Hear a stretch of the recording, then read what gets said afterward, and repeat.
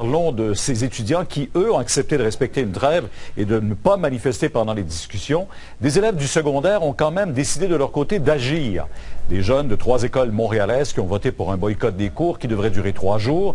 Nous sommes allés ce matin devant l'école Joseph-François Perrault où les jeunes manifestaient.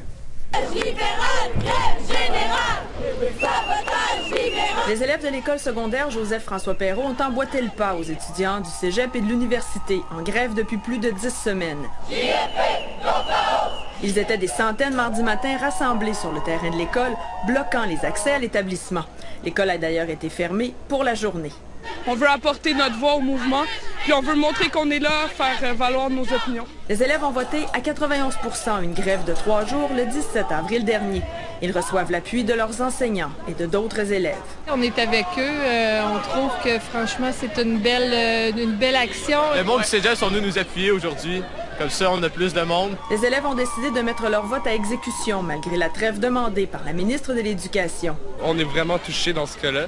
C'est vraiment genre les secondaires 1, 2, 3. C'est eux qui ont la plus grosse segmentation. Fait que c'est vraiment important qu'on montre notre soutien au mouvement. S'il y a une trêve qui a été demandée, on peut continuer à faire pression sur le gouvernement. Ça va peut-être leur faire changer d'idée plus rapidement. Et ils ne sont pas les seuls. Les élèves de l'Académie Roberval et de l'école secondaire Édouard-Montpetit, toutes deux à Montréal, sont aussi en grève aujourd'hui.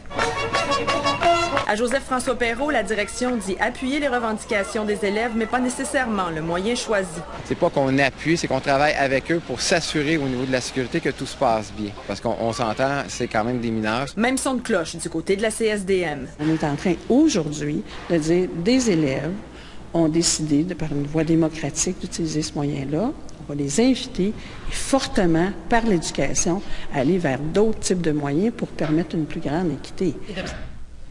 Donc, Pierre, la présidente de la CSDM qui dit vouloir évaluer donc la situation au jour le jour.